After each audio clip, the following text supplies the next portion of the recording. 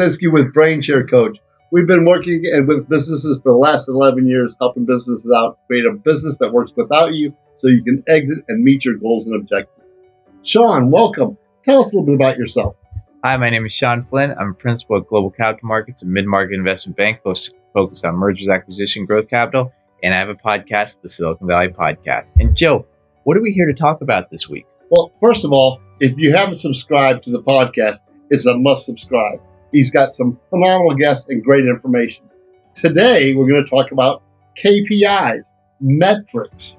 What do you need to measure in your business? What's important, and what's important to your investors or your exit strategy? Joe, I got to ask you, you said KPIs, but what does KPIs even mean? So KPIs are key performance indicators. And you need to take your time and evaluate these because there's KPIs. You lead people, you manage metrics. So we put our metrics together so we can manage the processes. Everything has a process. There are no people problems until there's process issues.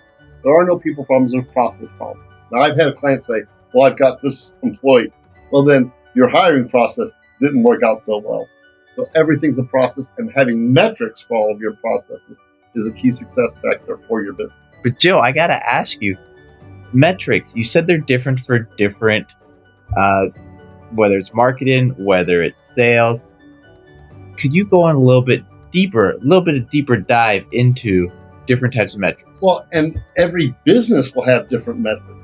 So if you've got an e-commerce business, if you look at your marketing metrics, that might be getting people to your website, your actual conversion rate to your website. So at your brick and mortar, you've got people coming into the store. What's the percentage of actually getting money out? What's your average dollar sale? So based on your business, you're going to have different KPIs or different metrics, and you're going to have metrics for your marketing. So marketing is going to have typically lead generation. It could also be what's your social media metrics that drive to that lead generation. What's your email marketing metrics? What are your different marketing strategies and how do you measure them?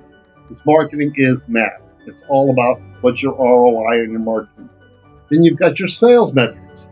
What's your conversion rate? What's your average dollar sale? What's your number of transactions? How many times do you bring customers back? You've got your operational metrics. What's your efficiencies? How do you measure your efficiencies?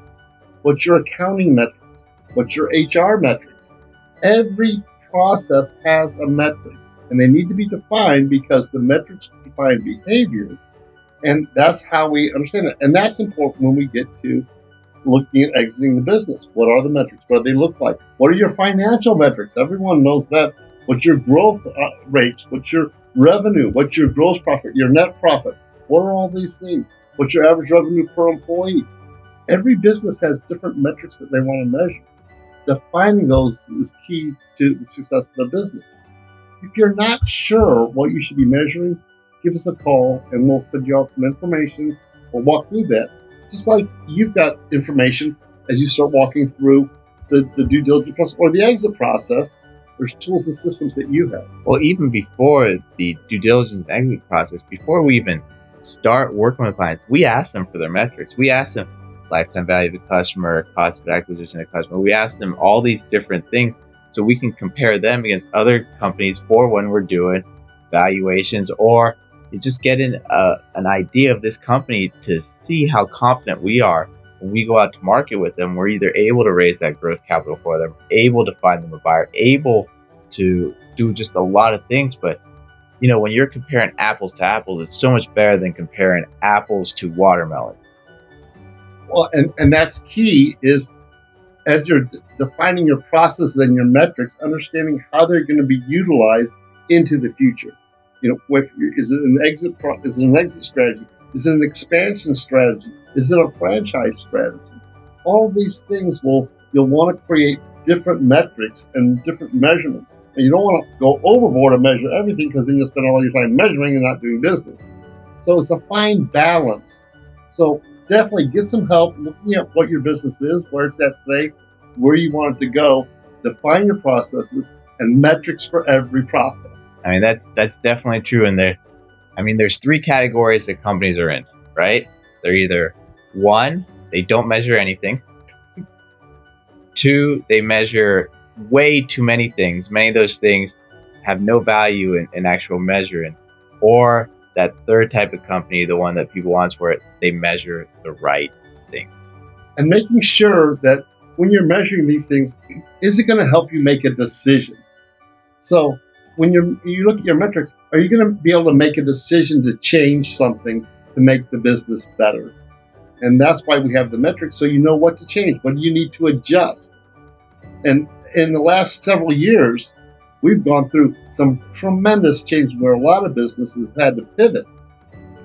Wait, Joe, did you just say pivot? Yes, I did. In our next segment, we're going to talk about pivoting your business. When do you pivot? What does it look like? And how to do it. See you then.